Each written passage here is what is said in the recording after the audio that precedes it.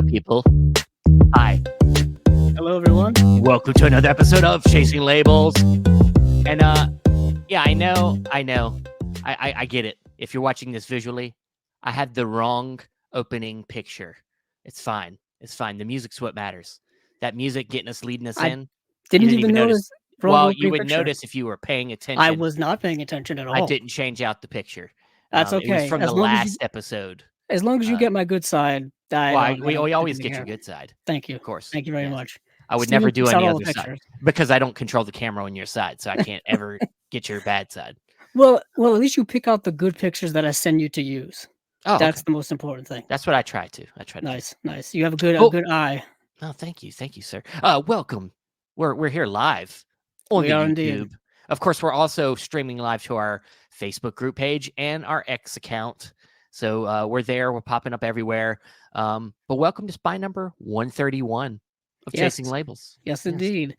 This is spy number 131, episode 131, however you want to refer to it. And it is going to encompass various announcements for the last 2 weeks or so, kind of working in the early days of this new format of the show. It's going to be interesting. It makes it a little more exclusive, selective. You got to make hard choice in terms of the things you want to talk about. What did they? You're so used to talking about everything. Well, yeah, we're so used to just throwing it all out there, flailing, just talking about every damn thing that comes out of the labels' mouths, and now we're just a little more selective. So, but there's still roughly about 20 titles we're going to run through tonight. But before we do that. Josephine, of course, is always coming in hot. She wanted to share, if you have not seen the movie Poor Things by Yorgos Lanthimos, starring Emma Stone, Mark Ruffalo, various others, Willem Dafoe's in there. She created a song playlist that goes with the movie. And so I'll run through a few of these choices here. Evanescence, Bring Me to Life, of course. I mean, that's most appropriate. That's just appropriately just the title. She's got Tripping Billies with Dave Matthews Band, Slide from Goo Goo Dolls, a favorite, Black Balloon as well, Bright Side from the Killers. She's got some Vertical Horizon in here. She likes me for me. Of course, Pearl Jam, Can't Find a Better Man. Yeah, that's a good one. Yeah, it's a good one. I listened to that a lot as a kid. Yeah. A little Alanis Morissette here, of course. Yeah, that's a good one. She got Real World by Matchbox 20. That was actually one of the first CDs I ever owned. Was that Matchbox 20 CD from the 90s with that song on it. They do know how to write hits. Yes. And then Champagne Supernova from Oasis. Classic. Good one. Classic. So yeah, good playlist, man. That's literally like my childhood that you just made a playlist for. So very much so. Very much that 90s, early 2000s era, that era in which Steven and I grew up in. Yeah. Which is a unique era of like the early days of like alternative rock and roll. Yeah, well, when rock died, essentially. I get that. That's the perspective you want to take on it. I always like to think of transitional periods, personally. Wow, it was the end of grunge and then the rise of alternative rock, and then in the 2000s we got more, emo rock and more, well, when I say rock movement and stuff like that. Sure. Well, when I say rock died, I mean more like that rock and roll was no longer the forefront of music. Oh, you're talking about more like culturally and stuff. Like culturally, rock and roll was not it left the forefront of everybody's like popular culture. Like that used to be. Depends on your perspective. I mean, if you watched MTV at the time, VH1 at the time, then you definitely saw that trend. It was you get into the early 2000s, it was boy bands and it was R&B music. And late 90s was like pop princesses, Britney Spears, Christina Aguilera, Jessica Simpson, Mandy Moore. Then of course you had, like you said, the boy bands, Backstreet Boys, NSYNC. More that I can't remember. But yeah, that alternative era was very interesting. Very interesting. But yeah, Poor Things. If you haven't seen the movie yet, I loved it. I really liked it. Yorgos Lanthimos, favorite of the year, I think. Nice. Yeah. Yorgos Lanthimos is such a unique director. Like the aesthetic for that whole movie, like it feels so weird, like you're living in a dream world. The camera's just not quite centered on things. It Yeah. feels so aesthetically unhinged, and the Yeah. movie is rather unhinged, but that's a whole different story. Hopefully, we'll get an announcement for the physical media release rather soon. I'm I curious would think when it so. comes out. I don't know if it's gonna be a main studio or somebody else. Is it an 824 film? I I can't think remember. so. I think so. Okay. So Sounds right. they may put out a special edition I of don't their know. own. They like to do that, like, way after a movie has come out. Yeah. Um, but yeah, but speaking of movies and physical media, I guess we'll dive right into what's been Sure. cooking the last 2 weeks. We do have some news, some interesting news in the world of physical media distribution, really. One of the last, not one of the last, but one of the few big kind of UK brands, boutique labels that we talk about all the time, Eureka Entertainment, has now made its way over to the US in terms of partnering up with a US company for distribution. Yeah. And they partnered with MVD Media, S- MVD s- Entertainment. Yeah, it seems to be the go-to because of course Radiance when they first started that's where they went. Um and I believe there might be some other smaller companies that have also used MVT as a distribution in the US. So yeah, obviously this is something we've been seeing as a trend lately. Where we're seeing UK companies trying to branch more into the US and find a way to cover more ground and start to release more Region A titles. They're going to start opening up to more people so that more people can get access to what they're releasing. So Yeah, and even not only so much originated titles, but even just to get their product over here, a easier, lot I guess. easier. Yeah, I know yeah, we talk about all the companies that we go through, whether it be Diabolic or Orbit DVD or whomever, they get the titles here, but I guess this may open it up even more. And yeah, MVD has their own website where they sell movies there and stuff, so you can probably start getting titles from them there. You can also, get these titles probably from other places as well. But yeah, Eureka has been, putting out interesting titles over the last little while. We do get a quote here from our buddy Eric Wilkinson from MVD. He said, "MVD Media Group is thrilled to be partnering with Eureka Entertainment and to help bring this premium collector's label to North America. I very much look forward to working with you, the Eureka team, and I'm even more excited to be adding Eureka titles to my personal collection." Yeah, that's very cool. And I think they announced also, Steven, what their first 2 titles are going to be. yeah. I know Um, you said you watched one of them, and I believe one of them's the 1927 The Cat and the Canary. yes, it is The Cat and the Canary, which is an adaptation of a novel. Um, and this is interesting because we had watched an adaptation of this sometime last year. I think Kino's putting out, someone's putting out The Cat and the Canary, I believe from 1939, starring Bob Hope. Yes. Um, and and it's the same movie, just obviously a different adaptation of Yeah. it. But this one's from the silent era, which is something that I found rather unique because I also found it to be really, really good as well. Like this was a really entertaining film. It was a film that, um, if you're not familiar with it, it's dealing with kind of like a haunted house type of situation. There's this man who passes away, and he decides that he is going to wait. He's going to have his family wait 20 years after his death in order for his will to be read to see who's going to get his inheritance. My guess is he doesn't like his family very much because that's such an That's what ass it thing sounds to like. do. Um, and he waits. And so after 20 years goes by, a bunch of his family members gather at his old house, and the will is read, and one of his descendants um gets um gets the inheritance, but the stipulation is that they have to prove that they are mentally sound by a physician in order to get this inheritance. And if they don't, they open up this secret envelope to decide who's going to get the inheritance instead. Well, before they can do that, the lawyer who has the envelope gets killed. Mm, So now it's like all of these people are in this house where a murder has happened. What's going to happen next? Who's mm, going to get killed next? Why did somebody get killed? Who is the murderer? Also, there's this thing, there's like this side plot where apparently someone from a mental institution may have escaped locally, so that may play into it as well. I really liked it. I like the black and white aesthetic of it. I really hope that this is going to look very, very good. I trust Eureka to do the right thing. They've been doing a lot of silent stuff. Yeah. You know, they just put out A lot of Buster Keaton. Pandora's Box, Well, a which lot is of a Buster great Keaton release. stuff as well. Yeah. Buster Keaton as well. Yeah. So yeah, I trust them when it comes to the whole silent era thing. But yeah, I watched The Cat and the Canary. Yeah, so I'm kind of looking forward to Cool. perhaps adding that. I still have to add Pandora's Box to my collection as I well. do too. I really want that as well. It's Eureka's. Yeah, I've been keeping it with Eureka pretty. You know, I got all the Jackie Chan stuff that I could get. And there's been a few.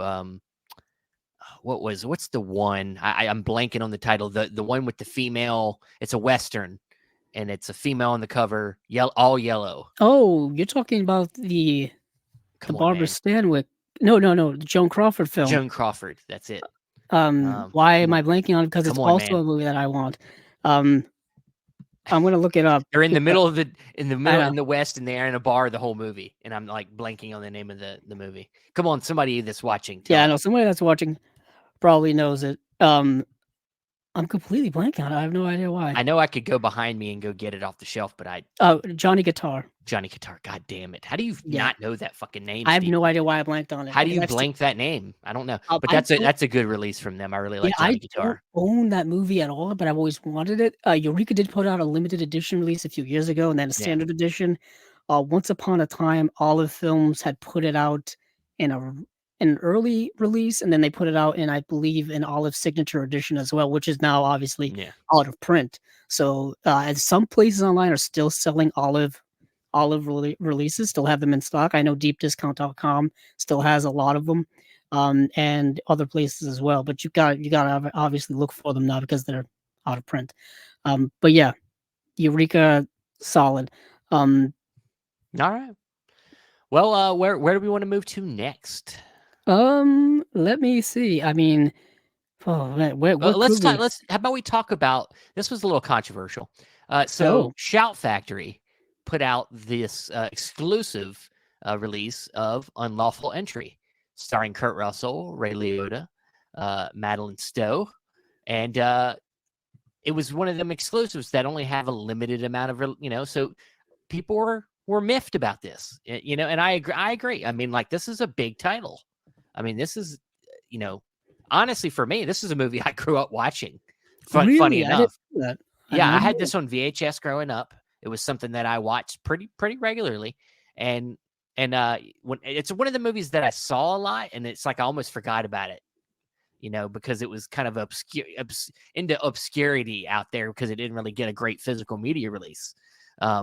So now here it is, and it's getting a Blu-ray release, and now it's. I mean, I know I've heard that they've talked about restocking it.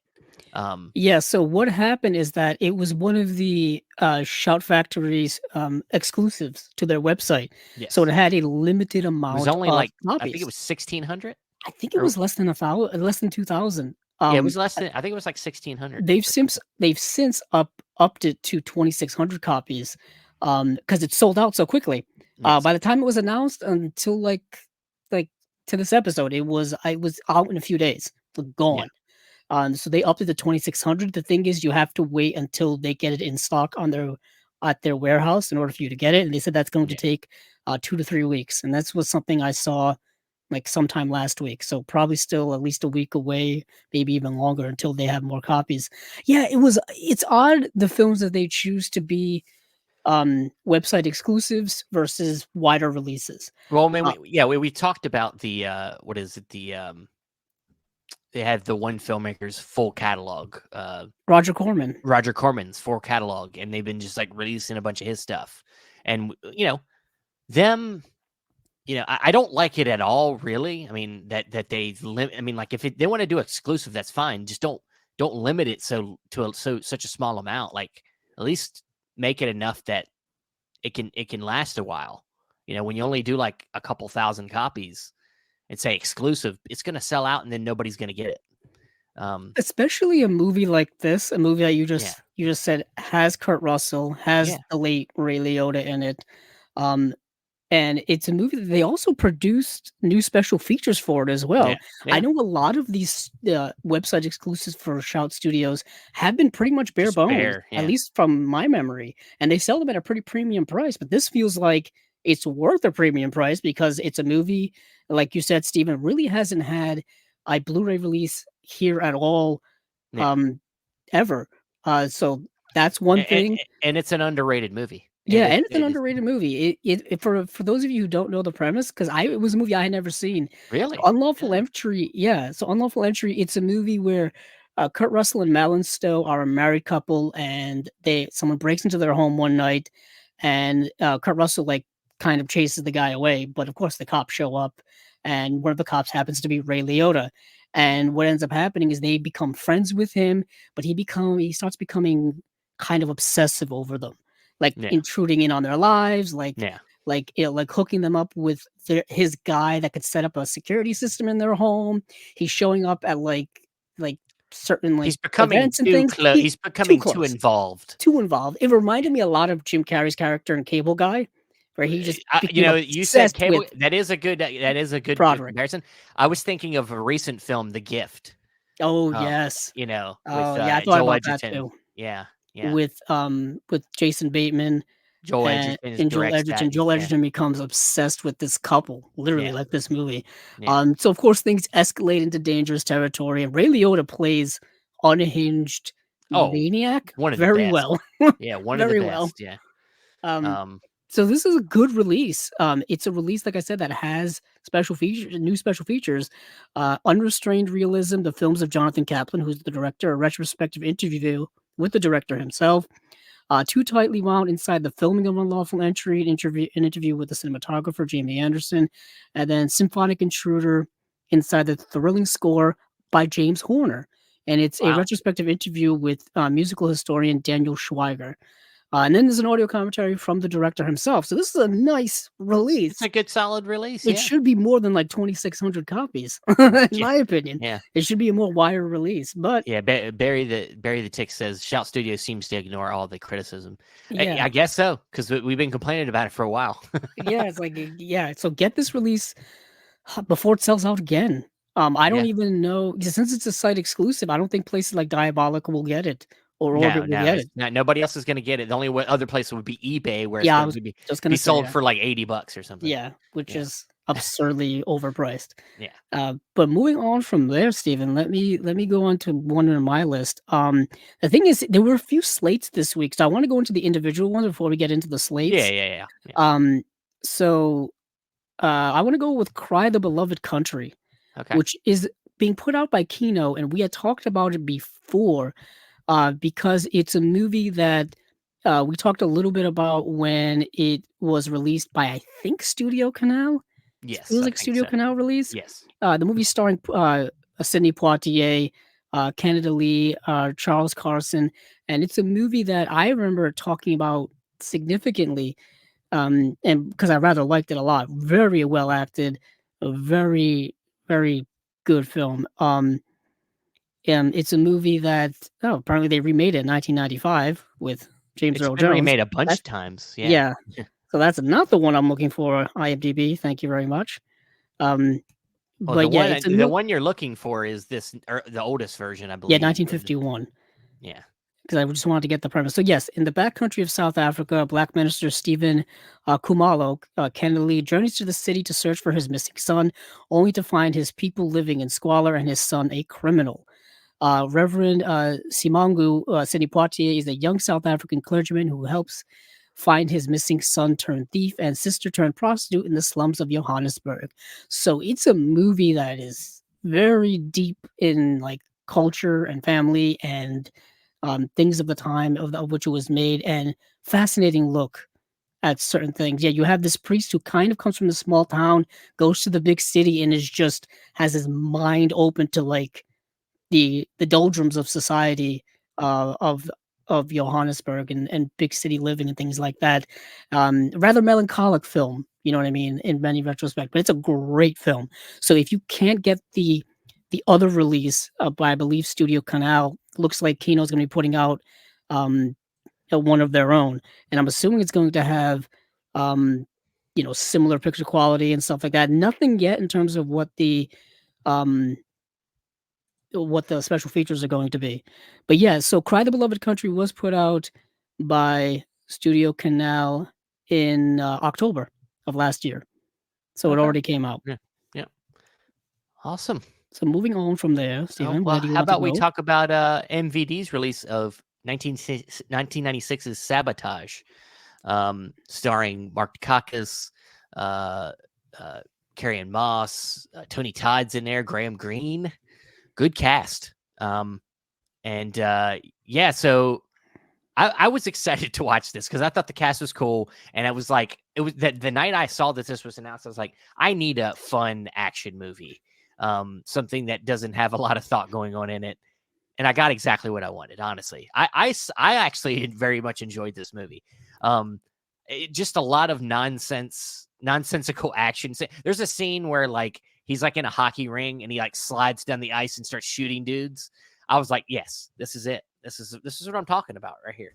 But it's a fun movie. It's about you have this like special agent who essentially almost gets killed in action by his own people, and then but he survives. So now he's like working as like a secret service, and they keep coming. They're still coming after him, and so he's trying to find out, get to the people that's after him. At the same time, Carrie Ann Moss plays like She's an agent. Yeah, she's an FBI agent. Yeah, she's an FBI agent, and she's like gets caught up in it and involved in the investigation, and yeah, and they team up, and it's just a fun action movie. I enjoyed it. How about you? Yeah, it's one of those B action movies from the 90s, which if you look at Mark Dacascos's like filmography, he starred in a lot of those. Like Yeah, that, yeah. he seemed like a B action movie star. And we have B action movie stars today. A lot of them you'll see in like straight to streaming action I can films tell you and this: whatnot. Statham's starting into one. His movies still get theatrical releases though. They do, but They may come out in January now, but he still gets them. they're turning into some damn. I mean, the movie's called The Beekeeper. It's out. Yeah, well, yeah, it's directed by David Ayer. It's his newest film.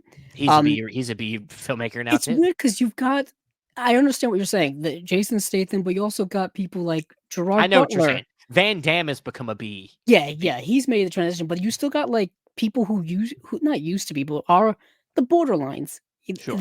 They're A-list stars in kind of B-ish type movies, but the B-ish movies are sold as A-ish movies. It's a weird thing. Yeah. You know what I mean? Because you've got like I just said, like Gerard Butler is in a lot of those types of action movies now, but he's a relative A star in B-ish action movies that don't get the play they used to get, but they still get theatrical releases, but perhaps smaller audience sizes and whatnot. Yeah, that's very interesting. But yeah, Mark Dacascos was pretty much B movie action star of the 90s. Carrie Ann Moss, to see her in a movie before The Matrix is unique, just because I don't think I've seen her in anything before The Matrix, really. That was my introduction to Carrie Ann Moss as an actress. She's gone on to be in other things and whatnot. I think I'm trying to. Well, yeah, it's definitely Matrix, and then Memento came out, and then I was like, yeah, that was after that. Yeah. But yeah, I really enjoyed this. This might be one I definitely pick up. Tony Todd as not Candyman is interesting, or even he's a horror character, but in a different way.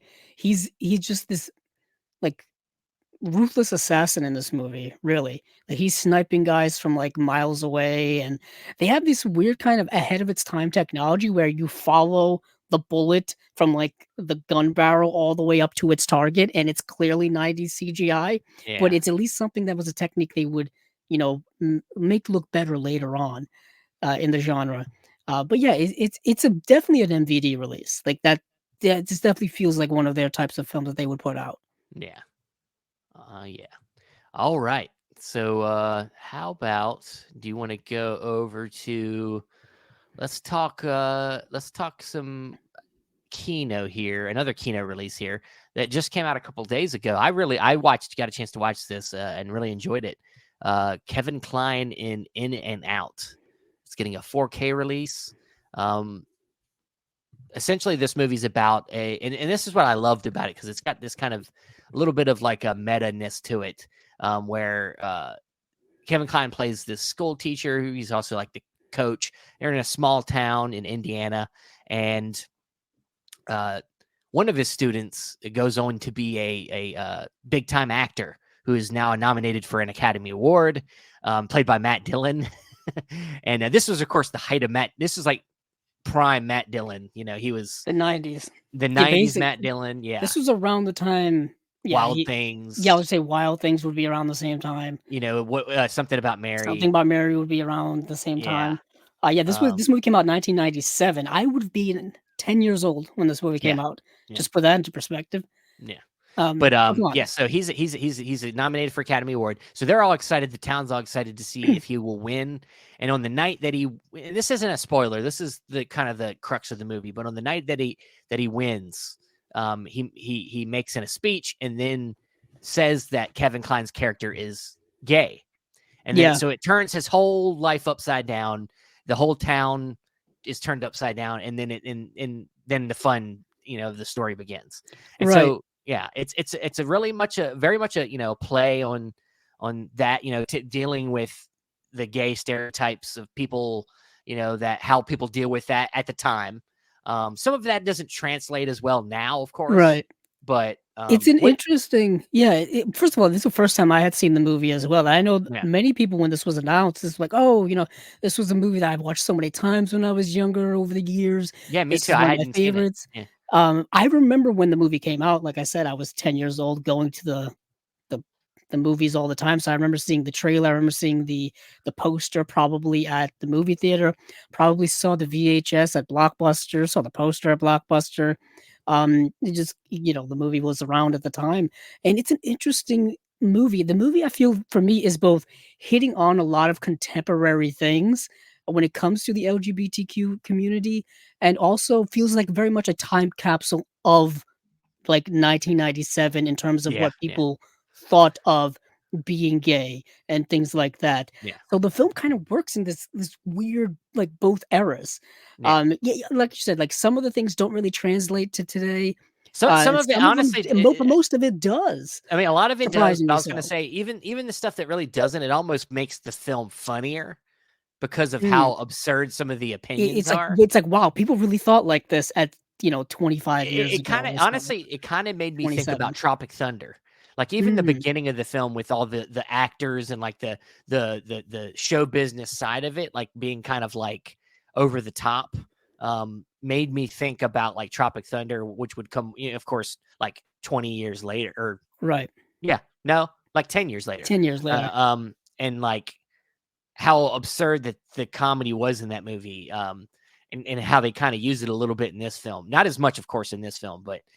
There's definite satire in it. Yeah, there is. But it doesn't hit on a lot of the major themes as deep as I wanted it to, specifically dealing with Kevin Kline's character, who is having this kind of internal struggle of like, am I gay? Am I not gay? You know what I mean? What does gay mean to me? What does gay mean in society? It doesn't really delve deep into those things, but it covers it in a lighter way.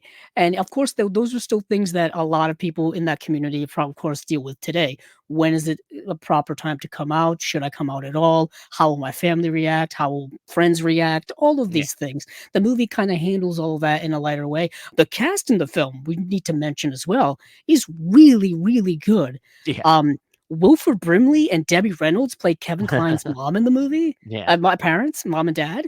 I thought that was interesting. Joan Cusack is his fiance, who he's going to marry. Her life kind of gets a bit turned upside down. Like we mentioned, Matt Dillon is in the film as well. Tom Selleck plays this like Entertainment Tonight Access Hollywood reporter who comes to town to kind of not stir things up, but just like get an inside scoop on things that are happening. It's Tom Selleck without a mustache, which threw me off. He looks good though. He looks good without it. He does. When I was looking, I'm like, oh, that's Tom Selleck. Bob Newhart, it plays the principal of the school that Kevin Kline works at. So it's very, very interesting. It's a good cast, and it's a funny movie. There's a scene where like everybody in the teacher's lounge talking about it, talking about like he's gay, and then there's the one guy that doesn't really understand what's going on, and then the one teacher's like, he likes dick. He's like, who's Dick?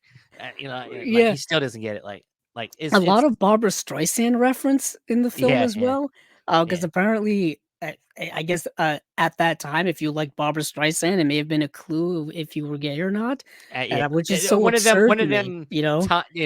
dated jokes, but Very it, dated. yeah, It's like, yeah, I like Barbara Streisand. I mean, Barbara yeah, Streisand's a talented individual. yeah. But yeah, it's a very interesting film. A film I think that does hold up in many ways, but it's also dated in others. But this is getting A a 4K. 4K release. Now, in 2021, it did get a Blu-ray release from Paramount. So many people may have that in their collection. I would obviously say hold off on getting that release because the 4K is going to probably be better and probably I cost would about as assume. much, I would hope so. if not a little more. So this was probably part of the Kino deal that they made with Paramount a Yeah, while ago. This feels like part of that catalog deal. So yeah, in and out, like it, like like it. a lot. All right. Well, let's go over to Second Sight, who had a couple releases announced. Oh yes, yes, Big yes, they heavy did. hitters here.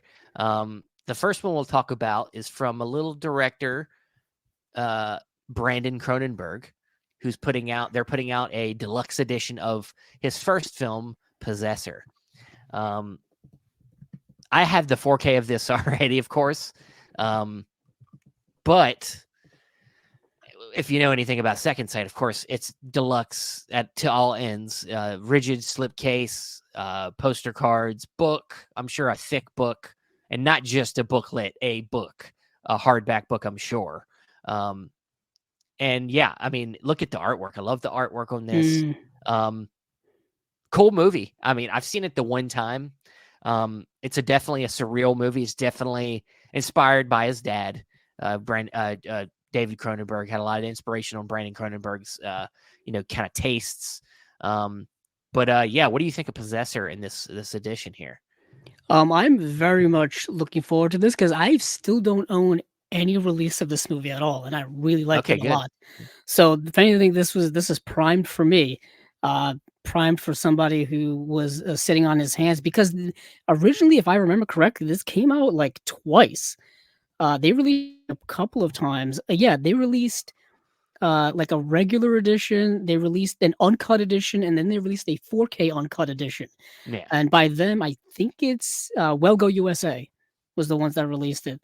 Um, so that was what we got here in Region A land, and I'm assuming that this edition is going to have. I don't know. It just doesn't say whether it's going to be the uncut or theatrical. I guess we'll Oh. maybe have to wait on that news. Is it so it doesn't have the full? Does it say there's more news to come on the features, or is it?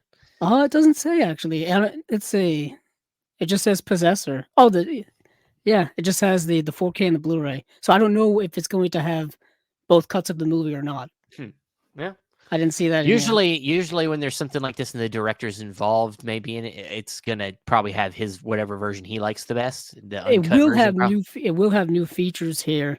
A new audio commentary by Brandon Cronenberg, producers and special effects artists. Interview with Brandon Cronenberg. Interview with one of the producers. Yeah, there's a lot. There's a couple extra things, and then some archival stuff as well. But for those of you who like surreal, horror-esque, psychological cinema, avant-garde stuff, yeah, this is very much for you. It's kind of like a mind meld of David Cronenberg and David Lynch, Yeah. thrown in with a little more like sci-fi in there. Yeah. So it's got everything that I like. It's got everything that I like. I still haven't seen his second film, Infinity Pool. Oh, it was one of my favorites from So I last haven't year. seen it.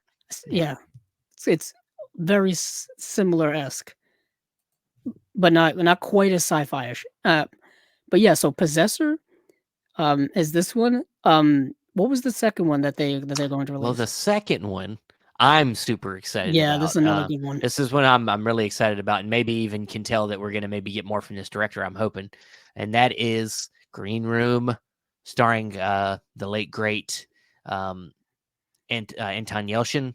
Yep. I've said this before. He has exactly the same birthday as me. Oh, We were born on the exactly same day. He's the same age. He was the same age as me. Mm. Yeah. Just Yeah, saying. he passed away way Yeah. too soon Way in rather too tragic tragically circumstances. too. Way too Very young. tragic. And Um, this was a film that he was definitely known for. Obviously, he was in the Star Trek movies, which, you know, much larger audience than yeah. this indie film. But Green Room, directed by Jeremy Saulnier. Um, yeah, I have this on Blu-ray because I think it was put out by 824.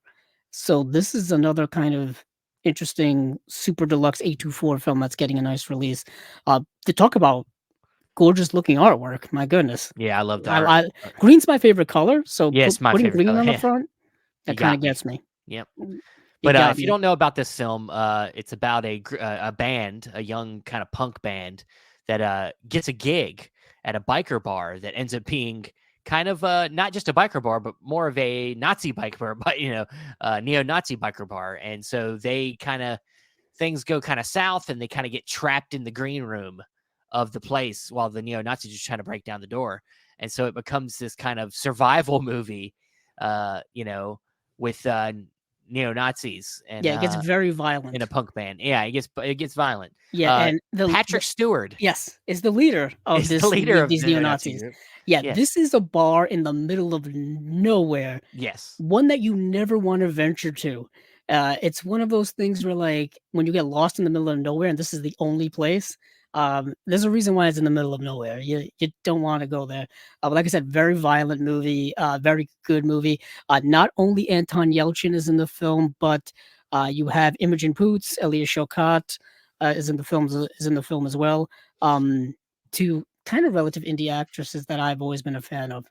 Alia Shawkat, of course, in her younger days was on one of my favorite shows of all time, Arrested Development, which I still think is one of the best sitcoms of all time, particularly the first 3 seasons. The stuff they did on Netflix, a lot of people are very hot and cold on it. Um, but yeah, so that's Green Room. Excited about that. Steven, what other films of that directors do you want to get a second sight, Well, I was gonna say, please? I'm hoping this means Blue Ruin, which Okay, is his Jeremy first film. Saulnier's first film, is gonna get a nice deluxe release. I'd love to see that get a deluxe release. And didn't he do? Does he have any other films? I believe I'm he's going done at to least check right now. one other film, I believe. At Yes, least he did Blue Ruin, um, oh, Hold the Dark, Hold the Dark. which Yes, was a Netflix I I was believe gonna that was a say he did a Netflix film. Netflix movie. Yeah. Yeah, um, he yeah, he also directed 2 episodes of True Detective, but I think that was the 3rd season. But Hold the Dark came out in 2018, isn't that the one starring, um, yeah, Jeffrey Wright, Alexander Skarsgård was Yeah. in that, um, yeah, that's gonna be the toughest to get a release. Yeah, that'll be the toughest That'll one, be the but toughest. Blue Ruin, we need Blue Ruin. I Mm. like that. But yeah, moving on. How about let's see. I think we're slates now. So, um, We're firmly in the slate game right now. I say we now are we doing the full slate of Criterion? Or are we just doing a couple of them? I'd say specifically want to concentrate on the ones, I know the two that we're are going to the concentrate on, but well, yeah, okay, we're going to start on Criterion. yeah, okay, we'll Now, go there then, they had now that you opened it up. well, I'm about to. Yeah, Uh, so there's 3 movies here that I specifically wanna focus on, and then 2 are re-releases, which yeah. films that are well known, you know? Okay, yeah, You don't have we'll to spend just too much time mention on that we'll those. mention the stuff, and then we'll dig into the couple that we're going to talk about. Of course, Lahane is getting a 4K, Yes. which is a big deal. I love that film, and anytime we get a chance to upgrade something that like the Apu trilogy, something like that, it's always a great thing. Yeah, that Um, just came out. People are just starting to get their copies now of the Apu trilogy 4K. yeah, Yeah, Lahane, we did a whole episode on it way back in the Cinema Discovery Project days, kind of breaking down that film. An astonishing indie film from the '90s, which, um, a lot of people discovered because of Criterion. I know I did. I think the movie was produced by Jodie Foster, or she had her hands in that film, I think. Don't quote me on that. But yeah, the movie is absolutely incredible. yeah, Astonishing work. So yeah, watch it if you haven't seen it yet. And yeah. if you It's have seen it already, you know what we're talking about. super relevant, still relevant Yeah, it today. really is. From the '90s. Um, Speaking of Second Sight, which we were just mentioning, Picnic at Hanging Rock getting a yes, 4K release. Second Sight just put out their release of it last year with that yes, beautiful golden box. That thing yeah, that looked like it was glowing in the dark. yes. um, So Picnic at Hanging Rock, the Peter Weir film, if I remember correctly. Peter Weir, the Australian director. This is a fantastic film. This was an early Blu-ray pickup for me from Criterion. It came Yeah, with for me the too. I book. still have that Blu-ray. I still have the Blu-ray. Yeah, I still have that Blu-ray as well, which yeah. is I don't know if this is, coming with the book or not. I would hope 'Cause so. yeah, because that was the big thing when that came out. It's like you actually got the entire book with it as well. Um, I have no idea, it doesn't say. Doesn't say. Does no. It just says, you get Just an says essay essays. Yeah. by author Megan Abbott, an excerpt from film scholar Mark, Haltoff's 1996 book, Peter Weir, When Culture Collide. It doesn't say anything about getting that entire book with it. Hmm. Hmm. That'll be interesting if they don't We'll include know the when it book. comes out. Yeah. Yeah.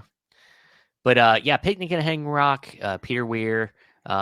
Yeah, we're getting, and we know with Criterion that you're not getting new features, so you're just getting an upgrade on the film. So, but them are the two upgrades, and now for the newer films that have been added to the collection. I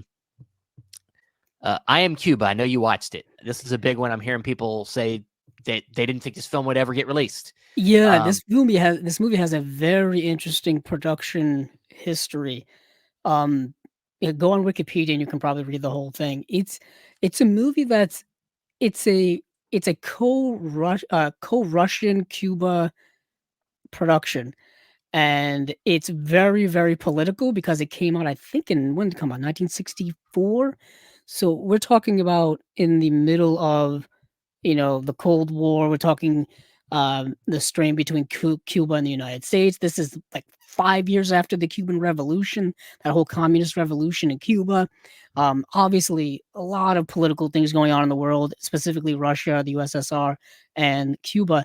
And the film is a series of vignettes. It's a series of astonishing vignettes, rather depressing vignettes, to be honest, and they're very political, very cultural. There was a lot of people saying this movie is very propagandish, and I can definitely tell that as well.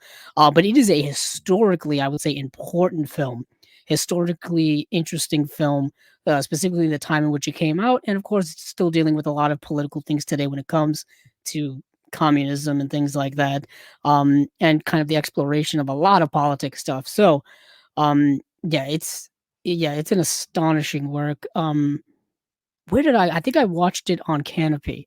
I think that was where I saw it, and it's truly a landmark of a film, and I would highly recommend people to watch it just in general, but don't go into it thinking it's like a narrative because it's really more documentary-ish, very artsy, very art house stuff.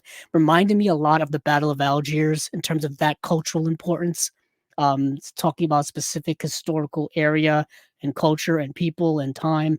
Um, yeah, it beautiful too, just beautifully stunning film. Uh, Dan says communism bad. oh, it is. Well, oh yeah, I guess you could say that. In the movie, yeah, it's. I couldn't even tell you what the movie is commenting on talking about that. Um, but yeah, it's And definitely a Dan, work. Dan, don't put this out here. You're going to make yourself an enemy. No, I don't agree. This is a pretty solid slate, Dan. I'll tell you it. Let me put it this way. On Letterboxd, two uh, 2 out of the 3 films we're about to talk about, I gave 5s to, and I don't give out 5s a lot. Granted, I'm Uh, just me, but well, usually when it comes to this. you are a Criterion kind of. Yeah, but I don't even give You've out a lot of 5s to certain nah, Criterion you don't. films. You don't. You're like me. I mean, You might hang on the 4.5, but you don't. it's gotta blow Yeah, me yeah. away in order to really be like, "Okay, straight 5, no Yeah. hesitation." I Am Cuba is this, and another one of the films we're gonna talk about is one of these as well. But yeah, so, uh, I definitely recommend this movie. But another movie that I was uh, so excited to get a Blu-ray release because I didn't think this was coming at any point in time, let alone now, let alone Criterion, is Dogfight. Um, I mentioned this movie a couple of times here on the show, and because it's only been available via, I think, a Warner Archive DVD, just a super underrated, overlooked film that I don't think a lot of people are aware of or know of, and but I think a lot of them are going to now. Steven, I know you got to finally watch the movie. What did you Yes. think? Oh man. I can tell you this: when I got done with the movie, I wanted it to continue. I was Mm, like, man, I want this. I mean, like, I obviously I'm not gonna say what the ending was, but like the way it ends, it just makes you want to continue the love story. Like you want to see what happens. mm. You want to see what happens next. And but that's not what the story wants to. That's not the story it wants to tell. In this story, honestly, it feels like that there's this almost before sunsetness to it. I was just gonna say, One this of your movie other feels favorite like that. films, It feels like a Before Sunset. It feels like a Brief Encounter, the David Lean film. Yeah, It films of that kind. This happenstance meeting of two people, two strangers, and they just happen to have this. You can't quite say it connection, and they just spend this very brief amount of time together. The two people happen to be played by River Phoenix and Lily Taylor, and they play this incredibly well. I believe the film is the film in black and white, Steven? I can't no, remember. no, no, no, no. No, it's just the Color. cover is here. Is it black and white? Yeah, But yeah, it's a movie directed by Nancy Savoca, who was someone I had never heard of before. And it's set during the Vietnam era. This movie came out in 1991 for anybody it was just the film curious. starts out in 1963. Right. Yeah, and then And I believe the River Phoenix character is kind of on his way. Is he on leave or is he on his way to ship out? he's about to ship out, go to boot camp, and so this is like the last night before they ship out. The bunch of friends ship out. So the whole idea is that they play this game called Dogfight, where Cool game. they all go find the ugliest girl they think is the ugliest girl in the area, and then bring them to a party, and then they kind of vote on who wins, basically. Yeah, and I think that I forgot if it's like a money pot or something like that, Yeah, yeah, or yeah, it's a very cruel game yes, to play on anyone. And the young woman that River Phoenix picks is Lily Taylor's character, and um, he ends up feeling pretty shitty about it, pretty terrible about it, this whole thing.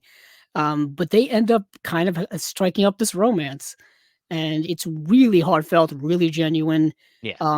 beautiful film. You can really see in this film how talented River Phoenix was, Yeah.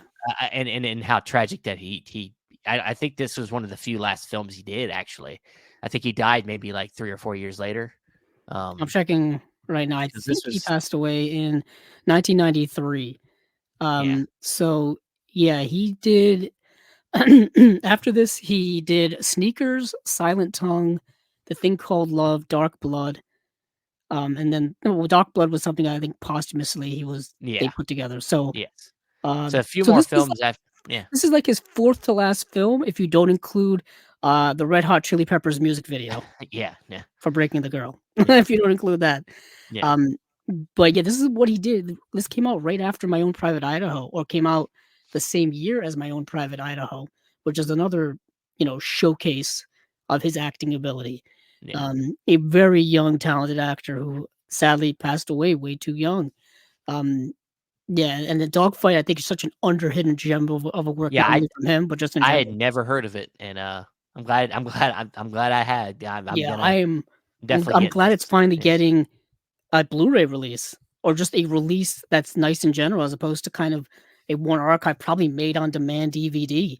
This is getting an audio commentary featuring the director Savoca and producer Richard Guay. A new interview with Savoca and actor Lily Taylor, conducted by filmmaker Mary Harron. Mary cool. Harron, who I believe directed American Psycho, if memory serves. Um, a new interview with cinematographer and production designers and a bunch of people who worked on the movie. So yeah, for anyone who kind of bemoans that Criterion doesn't put out, as something new or new features, this is very much against that. I'm excited about this. This is right there at the top of the list for releases that I want to get this year for me. Like at that Barnes and Noble Criterion sale in July, this is the first thing I'm going to get so far. Cool. Awesome.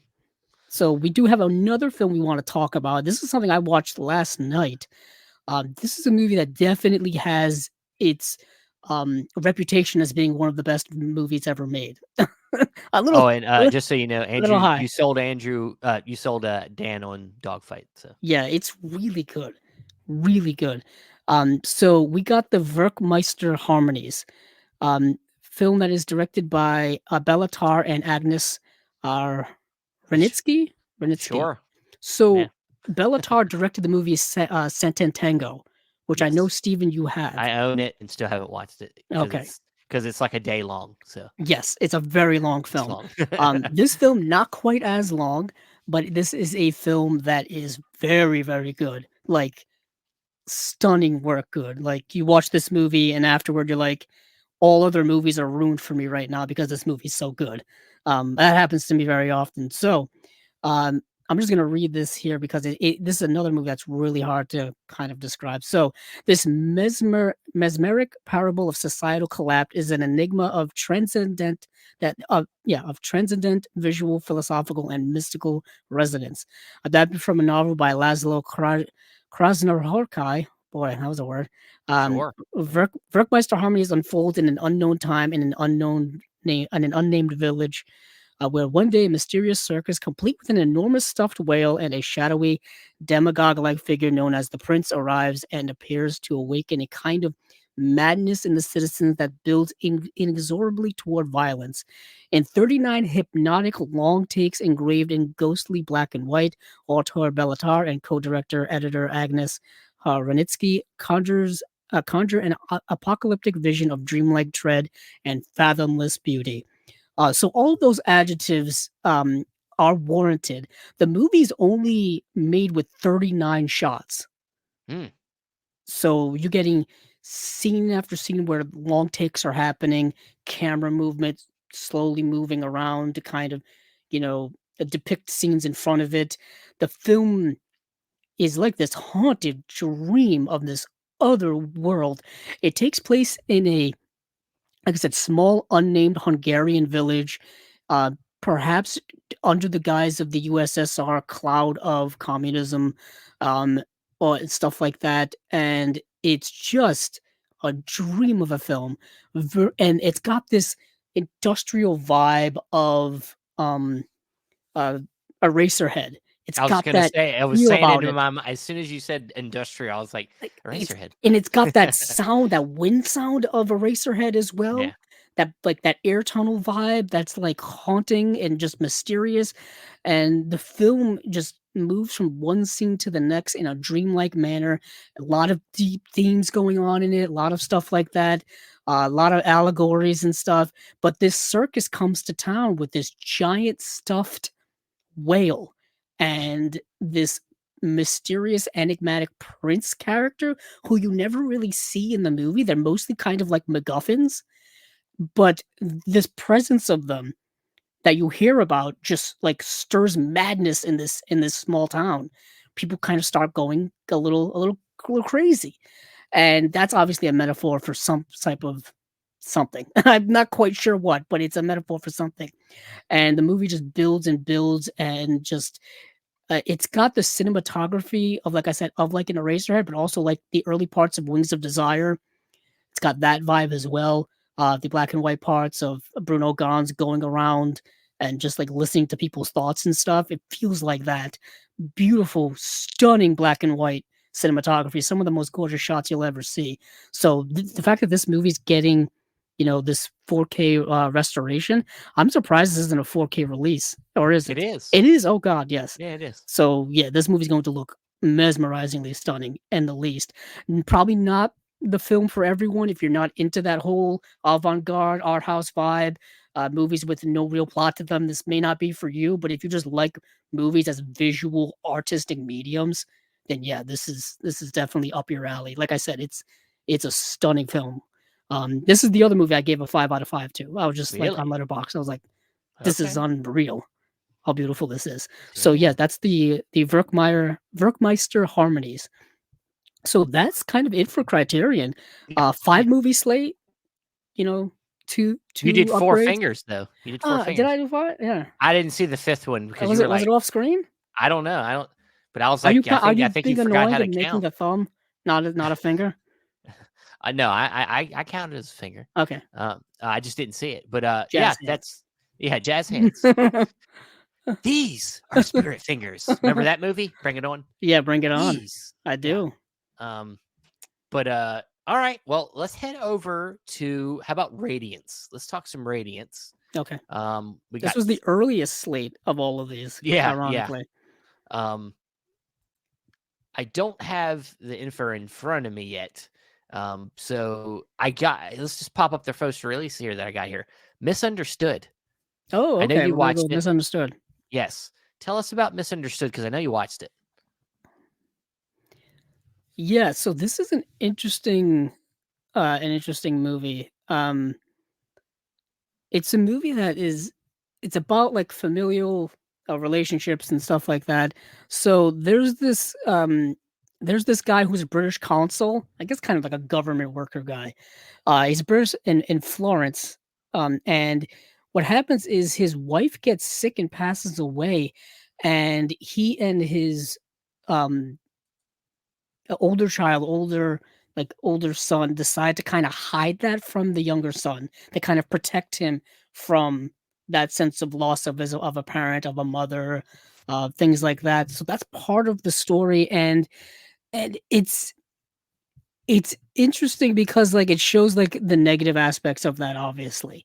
Yeah. Trying to hide the harsh realities of the world can have its back, its, you know, repercussions, if you will. And it's a movie that I think is rather unique in that regard. Hold on, I'm trying to find out where I left. There's Radiance. So description: John Duncombe, the British consul in Florence, returns home from his wife's funeral to his two children, who are unaware of their mother's passing. Like I said, one is aware, and the other one is not.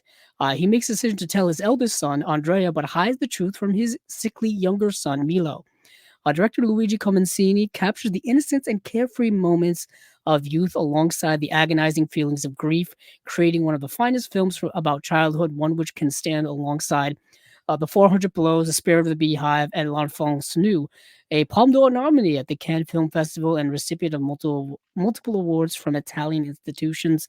This understood features remarkable performances from children and Anthony Quayle, from Anthony Quayle, who was in Lawrence of Arabia. So the film very much is about childhood, kind of the loss of innocence or the exploration of childhood, from the law, from grief and loss and protection, and it's an interesting meditation on kind of parenting or kind of lack thereof. If you watch the movie, I know Yeah. Stephen, you as a parent obviously want to protect your child at all costs, Yeah. specifically from the harshness of the world. Um, No, I want her to. oh, just throw her into the deep end, I I guess. just want her to know. She needs to know. And but the context around that in this film is that this child is already sickly and already kind of weak in that regard, so you don't want to harm them even more, which is altruistic, but also has its backdrops. Also, there's a lot of other things going on in the movie, but I really did enjoy the movie quite a bit. It's a very, very good film. Um, but moving on from that film, the next film in here, I think is an even better film, and this is the movie The Shape of Night, which is a cool title in and of itself. I liked it. Yeah. Uh, yeah, It's the sequel of Shape of Water. I guess so. I guess so. Sure. Okay. And this is I want to say, of course, it's not telling me the audio. I want to say a Japanese film. And this is an interesting film. It is a Japanese new wave film. Yes, it is. It's yes. So a young woman from the countryside falls in love with a handsome hoodlum who pushes her into a life of prostitution. When his sleazy superiors catch sight of her, she finds herself trapped inside the gaudy gaze of city nightlife. Directed by Noboru Nakamura, a veteran of the Shochiko Studios' signature Golden Age family dramas, The Shape of Night was made as a reaction to the radical film styles of the Japanese New Wave. With its lush cinematography full of saturated colors, a lyrical tone, and its story of love leading to inescapable tragedy, it has been compared to the films of Douglas Sirk, while Mm. also acting as a precursor to the work of Wong Kar-wai. Yes, two big names in Yeah. terms of uh, people we know from the indie movie realm, really. But also people that we, you know, kind of admire and respect. I mean, I have a whole One Car Y box set. I have a bunch of Douglas Sirk films, big fans of both of them, and this film feels a lot like both of those films, but darker twists on them. Yeah. Like we said here, you're delving into the world of kind of the yakuza. You're delving into the world of like seedy prostitution, things like that. Yeah, rather unpleasant sequences in the film, and kind of just this trek downward of just spiral downward of a series of sad circumstances. Um, it's it's a really, really good film. Like, yeah, this is a fantastic film, and I wanted to see if I had seen um, any of this director's work, and I hadn't. No. But yeah, it is the work of the '60s, which is the Japanese new wave. You get like Oshima is in that era. You get, of course, the late Ozu stuff was in that era as well, if I remember. Maybe Ozu was a little before this. That's a little before, I think. Yeah, obviously Kurosawa still working in the '60s. Um, but yeah, of course you got the kaiju films of Godzilla and King Kong and stuff like that are also part of Japanese cinema of that time as well. This is the other side, the more serious side of that. But yeah, very much a precursor to Wong Kar-wai, who was dealing with a lot of that stuff, a lot of like deeper thematic things. So yeah, this is a great film. The last film here that I wanted to talk about is actually a film I did not get to see. The reason being, L'amour fou, or also known as Crazy Love, is the movie is 255 minutes long. Huh. Which, if you're doing the math at home, Stephen, you're gonna have to help me out. Is It's that like four it's hours like and 4 15 minutes? hours. Yeah. Yeah. Yes, it is a very long film. um, and the reason why I would recommend this movie is it is directed by Jacques Rivette, Yeah. one of the French New Wave stars. And I'm basing the recommendation on this because it's him and because his work is you can trust his work for the most part, at least from what I've seen. But yes, this is a very long film, very long film. So obviously you may have to take a significant amount of time to watch this movie. Yeah, so during the rehearsals for the production of the tragedy Andromache, the leading actress and her director, a couple behind the scenes, can't find a way to leave their personal problems at home, and life imitates fiction, creating a real tragedy for this couple when the man finds comfort with other women, while the actress prefers to stay focused on her work as if nothing is happening with her partner. Kind of the putting like the ostrich burying their head in the sand thing. If I don't see it, it's not real, perhaps. Yeah. But yeah, this is Jacques Rivette, probably doing a rather interesting, interesting work. But like I said, 4 hours and 15 minutes long is quite a trek through Yeah. French Yeah. cinema. I will make it one day. I feel like I need to build myself up in the Jacques Rivette oeuvre or his work to kind of get to that point. Like I feel this is like final boss Jacques Rivette. Yeah. I can use Yeah. a video game term. Uh, but yeah, that is it for Radiance. They did have, I think they had one Raro video Yes. release But called it's The called The Boss. Boss. Yeah. Yeah, this is a 1970s like Italian gangster film, similar to what we've seen with a lot of stuff that Radiance has put out, really. And of course, we got that Violent Streets box set from Severin, which is all like those types of movies and Yeah. cop dramas of that time. This is very much in that vein. Yeah. I did get to watch. I did get to watch it. It's directed by Fernando De Leo, the Italian director, who kind of operated a lot in that realm during that time. Got a lot of cool action in it. I can tell you that. It just takes a while to get to it. Um, so yeah, that's it for Radiance. Steven, do we want to? Well, we got one more slate, but before that, there was one I forgot to throw in there Ooh, that I did watch, and it's from Blue Underground. They got a 4K coming out of Goodbye Uncle Tom. This was announced a few days ago, but this was a movie I'd heard about. yeah, because it And was announced a while ago. It was yeah, announced like sometime last year. yeah, and this is finally getting the release information out. And it's supposed to come out, I believe, April 23rd. But this film, Rather did you watch it? controversial film. No, Did you? but I know its reputation. dude, this movie. uh, I to be honest, I don't go seeking out these shocking films, like Sallow and like Siberian film. Like I don't go and look for the movies just to watch them because I know I hear that they're controversial and I've never seen them two movies. I've never seen Sallow. I've never seen but this was I was like this sounded interesting. I was like the film is about documentary filmmakers going back in time to document slavery in America. And boy, is this movie rough. Like Yeah. and our buddy Ian Schultz, who's been a guest on our show, and he just done some writing for some essays and stuff and some releases. He was telling me about the background on this film a little bit, and that they used real slaves in this movie from Hades. Like there's some real controversial shit going on. Yeah, this and is it's a very controversial film. And it's a very misguided movie. Very the message that the movie sends, especially towards the end, like it's rough. It's not. These are Italian filmmakers making a film about the American slavery going on. Like it's a point of view, and just the visuals and just how far they go with this. It's one of the it's maybe the roughest thing I've seen. And that's just because I haven't tried going to seek out anything else, but right. Maybe. But this movie is pretty shocking, pretty rough. And I can, in some ways, I'm like, I kind of want to own this because it's just so fucking out there. But would it be a movie you would ever watch again? I don't know. I really don't know. That's the problem. That's one of the more interesting kind of aspects of, we do live in a day and age now where a lot of these more controversial, films that have been banned in places do have the DVD and Blu-ray releases, some 4K releases now. I'm thinking like Cannibal Holocaust. I'm thinking of Salo. I'm thinking of Serbian film. But it's also like, I guess it all comes down to you as an individual.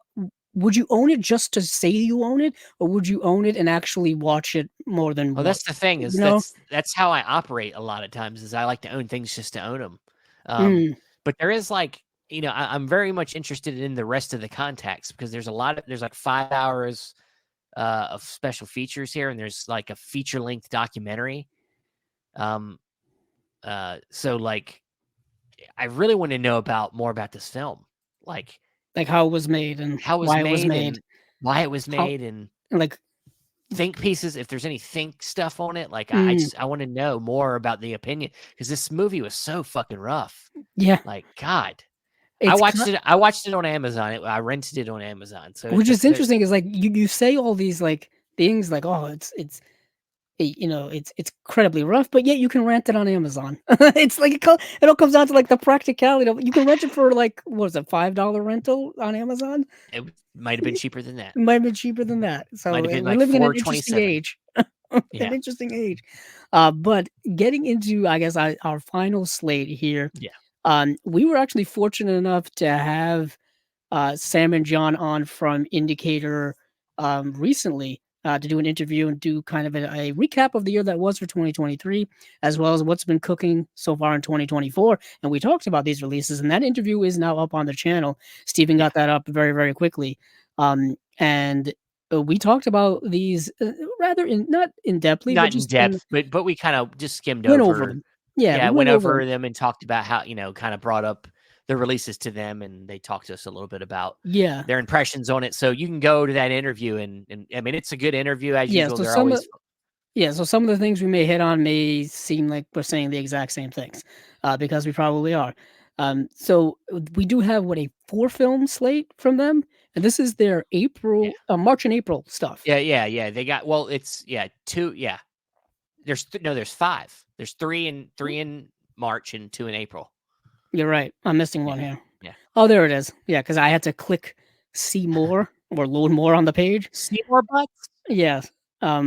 So see more, but you know the movie, right? Yeah, that is Heavyweights. Good job. Thank you. I do know my stuff. And Dan said, "Good interview, by the way. Enjoyed the episode. Good. Thank you. Yeah, it was very good. We for those of you you want a little behind the scenes look, we did that at 5 a.m. So it was 5 a.m. our time.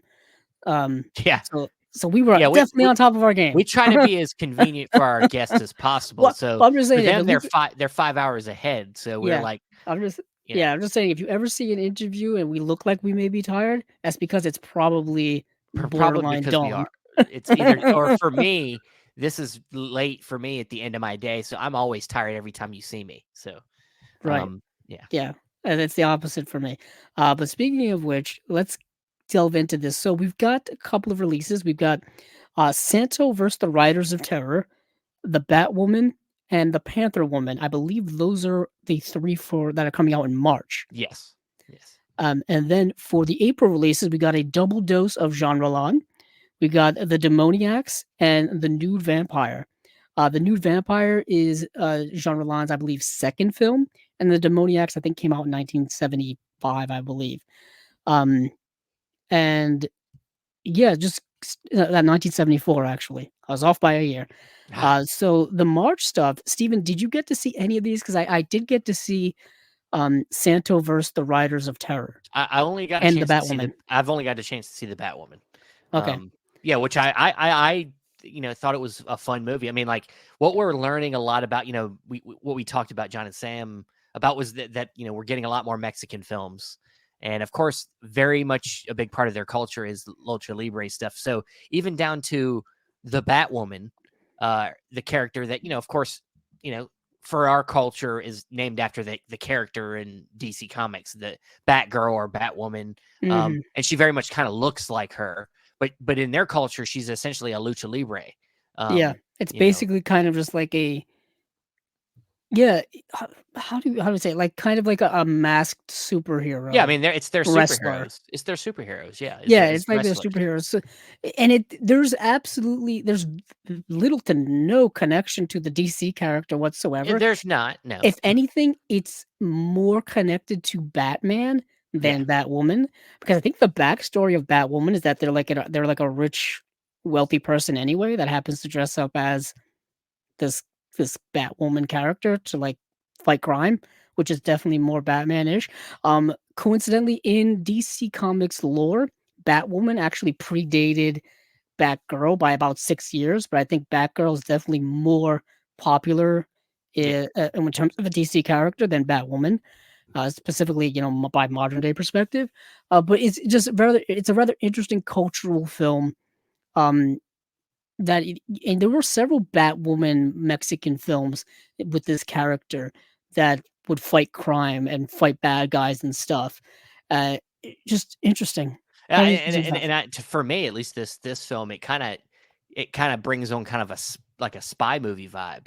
It's got that kind of like a flow to it where there's meetings with government officials, and then there's getting hired by the government, and then going on a mission, and it's got all that stuff going underwater, I was gonna say, and wasn't there an underwater sequence there's in there's there? like multiple underwater And I'm sequences. like, that reminds me of one of the James Bond films where like they had a Exactly. whole underwater climactic fight, and it's notorious Yeah. because everything is just so slow because Well, you're also, underwater.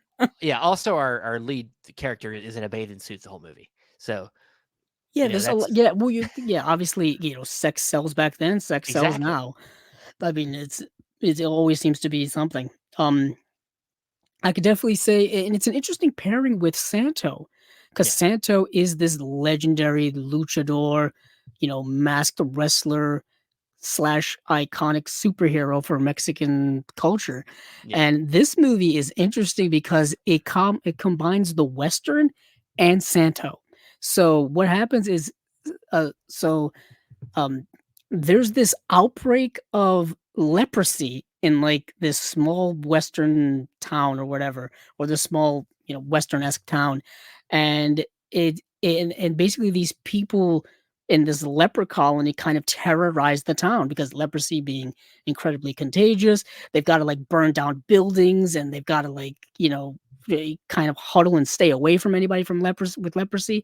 So they terrorize this town to the point where they have to bring in the big guns. They got to bring Yeah. in Santo to kind of combat all this, and they bring him in, and he's like fighting, these people, these lepers, basically.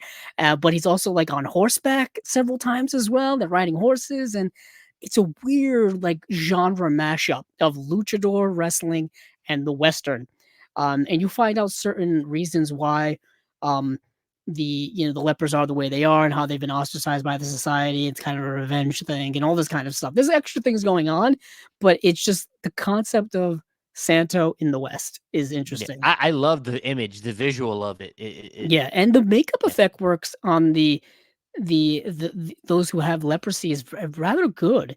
Like they yeah, give them like the facial makeup and their hands are all distorted. yeah, And when I think of leprosy, it feels like such an old disease. You know what I mean? Because of course it's I remember it being very biblical and things like yeah. that. So it's kind of interesting how they utilize that in a weaponized way in this. Um, but yeah, like I said, the mashup of culture, mashup of genres is interesting. So, and that this also goes together with the other Santo release that they Yeah, released what a exactly. Yeah. year ago. Yeah, Yeah, it's roughly, yeah. They did they, the Enter Santo. You had Santo versus Evil Brain and versus Infernal Man. yes, And then there was also that Vinegar Syndrome release that had Santo versus Doctor. I think it was Doctor Death. I think you're Um, right. um, Needless so to we've been say, getting. I was gonna say we've been getting a lot of Santo there lately. was yeah. So from like 1958 to 1982, there was tons of Santo Yeah, stuff. Because the actual person who played Santo was a real wrestler, so he would do like wrestling and things like that. But he would also star in these movies and kind of become this folk hero. And it's been yeah. So it was a whole cultural kind of phenomena in Mexico. And yeah, so between like 1958 and 1982, there was tons and tons of Santo related stuff. and Um, another thing to mention about this particular movie, there is also another version of the movie on the disc, a yes, softcore version that has a different title. Um, it is where am I? it is called Lepers and Sex. Very, Uh, very direct, yeah. very direct. So And I wanted to say back to my point that yeah, there were 54 movies between 1958 and 1982, uh, with Santo. So that's a yeah, lot of movies. But yes, you're right. There is and I believe this is kind of like a never before released version of the movie, yeah, or it was a version of the movie that was believed to be non-existent, or was lost, or not, or unfinished, or something like that. And then they yeah. and they Sam talks about it in the interview. So he it's does. He does.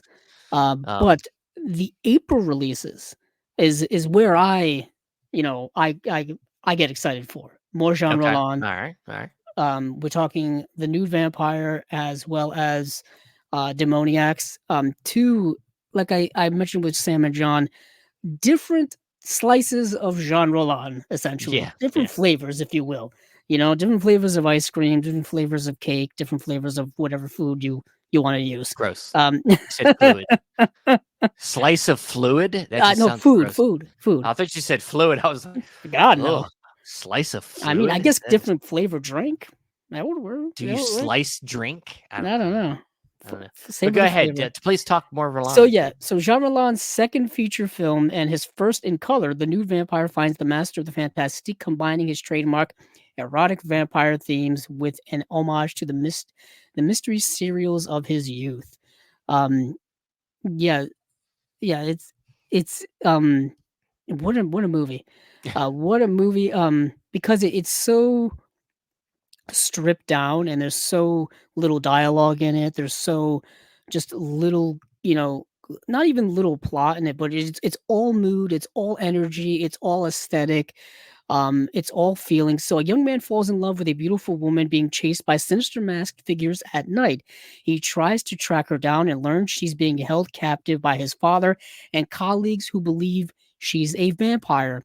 What this doesn't tell you is that his father is basically leading this cult, because it's not a Jean Roland film without some type of cult going on, I guess. Cults. And Yes. they're like protecting this woman or hiding her away from another group that's pursuing her. There's certain mysteries that get unveiled towards the third act of the film, or why they're pursuing her, who she is, what she is. Obviously, she's a vampire and whatnot. So there's a lot of that going on here, but it's got the usual setting, it's got a gigantic mansion where they set these cult-like meetings and these rituals. It's got robes and, random nudity for no particular reason other than because Jean Roland could do it, I Yes. guess. And yeah, it's his usual trademark stuff. It feels very much similar to his first film, The Rape of the Vampire, in terms of its avant-garde plotlessness. And then you've got his other film, The Demoniacs, which he made several years later. And The Demoniacs feels like something completely different. But it's still got that vibe. A gang of pirates basically attack and rape these two women, and what happens is that they are rescued by these strange native inhabitants of this mysterious island, and they're given like these superpowers to take revenge. And that's the plot of the movie. So it is kind of the rape revenge fantasy that we've seen utilized in many films over the decades now, really all the way up to modern times. But it's done in the genre Lan way. We've got some supernatural powers in it. There's gratuitous nudity, like I said. There's a vibe to the movie that's a part of the fantastique. But it's more straightforward, more plot like. It doesn't have that avant-garde mysterious feeling, fantastic feeling of the earlier film, which I really like a lot. Yeah. So this film is kind of a little bit lesser of that, but I'm such a um what's the word? A completionist, Steven? Sh- That I gotta get Yeah. all these Jean Roland Of films course, man. eventually. So Of I gotta course. get this. I gotta get this one. But yeah, those are the two Jean Roland films. Um, but so we got more Jean Roland this year, and I feel like we're gonna get more on the Oh, we way. got a ton. If you go listen to the interview, we kind of get more of a closer to a number that it sounds like we're getting to. I'm not going to say it. I'm going to make you go watch the interview. But Nicely done. they kind of give us a number of where we're at when it comes to like how many Rolans we're going to get. So, um, but yeah, I'm excited for all that was announced here. I'm always I'm a big fan. I'm a big fan of what they do. They just put so much passion in, and they got all that I'm looking for when it comes to releases, the features, the design on the boxes, and they're consistent. They're always Yeah, quality. we So talked a lot about, how they've grown to extensively over the years now in terms of their popularity amongst us boutique collectors and just branching over here to the US in the last year or two, and how that's kind of taken off. And yeah, their releases are, like you said, consistent and consistent quality as well, it's which is consistent really, really good. quality.